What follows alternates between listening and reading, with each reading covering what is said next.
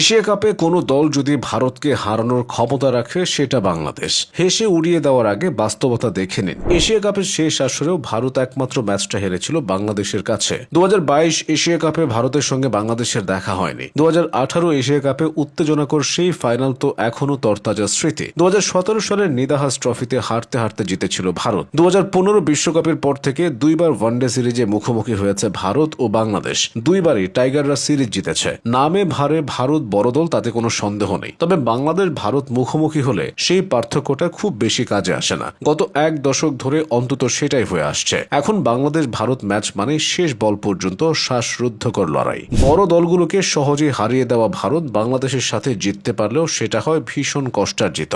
লড়াই যেমন জমে তেমন বিতর্কও থেমে থাকে না। ভারত বাংলাদেশ ম্যাচ মানেই এখন নিত্য নতুন বিতর্কের সৃষ্টি। 2015 বিশ্বকাপে রুবেলের সেই বিতর্কিত নো বলের সিদ্ধান্ত থেকে শুরু, এরপর মুস্তাফিজকে ধোনির ধাক্কা, লিটন দাসকে বিতর্কিত স্টাম্পিং এ আউট দেওয়া এবং বিরাট কোহলির ফেক ফিল্ডিং, প্রতিটা ম্যাচেই কিছু না কিছু হয়েছে। এই উত্তাপ শুধু ম্যাচে নয়, ছড়িয়েছে দুই দলের সমর্থকদের মধ্যেও। বাংলাদেশের ক্রিকেটাররা ভারতকে পেলে যেন একটু বেশি সিরিয়াস হয়ে যায়। আগে ছিল রুবেল, এখন আছে তানজিম হাসান সাকিব। ভারতের ব্যাটারদের বিপক্ষে তারা স্ফুলিঙ্গ হয়ে জ্বলে ওঠে। সবচেয়ে বড় ব্যাপার হলো ভারতের বিপক্ষে টাইগাররা হারার আগে হেরে যায় না। 2023 এশিয়া কাপে ভারত বাংলাদেশের ম্যাচটা এর আদর্শ উদাহরণ হয়ে থাকবে। সে ম্যাচে প্রথমে ব্যাট করতে নেমে ভারতীয় পেসারদের তাণ্ডবে মাত্র 59 রানেই 4টা উইকেট হারিয়ে বসেছিল সাকিবের দল। ম্যাচ তখন পুরোপুরি ভারতের নিয়ন্ত্রণে, কিন্তু বাংলাদেশ হাল ছাড়েনি। তৌহিদ হৃদয়কে সঙ্গে নিয়ে 101 রানের একটা জুটি করেন সাকিব আল হাসান। সাকিব আউট হওয়ার পর নাসুম, মাহেদি ও তানজিমদের ক্যামিওতে ভর করে বাংলাদেশের রান 250 ছাড়ায় দাঁড়িয়ে যায় লড়াই করার মতো পুঁজি।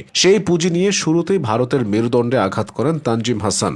ভারতকে হারানোর সে ম্যাচে তানজিমের আগ্রাসী বোলিংটা বড়সড় অবদান রেখেছিল। 2023 সালের বছর খানেক আগে অর্থাৎ 2022 সালে টি-20 বিশ্বকাপে বাংলাদেশ ভারত ম্যাচটা ছিল একেবারে পয়সা উসুল। লিটন দাসের ঝোড়ো 60 রানের ইনিংসের পরও সে ম্যাচে অল্পের জন্য জেতা হয়নি বাংলাদেশের। তবে কোহলির একটা ফেক ফিল্ডিং বেশ সমালোচনার জন্ম দেয়। 2022 সালে 3 ম্যাচের ওয়ানডে সিরিজ খেলতে বাংলাদেশে এসেছিল ভারত। নিয়মিত অধিনায়ক তামিম ইকবাল না থাকায় সে সিরিজে বাংলাদেশে ক্যাপ্টেন করা হয়েছিল লিটন দাসকে। সে লিটনের অধীনেও ভারতের বিপক্ষে সিরিজটা নিজেদের করে নিয়েছিল টাইগাররা, যেখানে সবচেয়ে বড় অবদানটা ছিল মেহেদী হাসান মিরাজের। প্রথম ম্যাচে 187 রানের টার্গেটে খেলতে গিয়ে 136 রানেই নবম উইকেট হারিয়েছিল বাংলাদেশ। এরপর মুস্তাফিজকে সঙ্গে করে বাকি পথটা পাড়ি দিয়েছিলেন মিরাজ। সিরিজের দ্বিতীয় ম্যাচেও মিরাজের কাছে ধরাশায়ী হতে হয়েছিল ধাওয়ান কোহলিদের। প্রথমে ব্যাট করতে নামা বাংলাদেশ সে ম্যাচে 69 রানে হারিয়ে বসেছিল 6টা উইকেট। এরপর রিয়াদকে সঙ্গে করে মিরাজের অবিশ্বাস্য সেই জুটি এবং অকল্পনীয় সেই সেঞ্চুরি, সেই সিরিজটা বাংলাদেশের কাছে হার না মানা মানসিকতার দৃষ্টান্ত হয়ে আছে। 2019 সালে সাকিবের নিষেধাজ্ঞার পরপর ভারত সফরে গিয়েছিল বাংলাদেশ।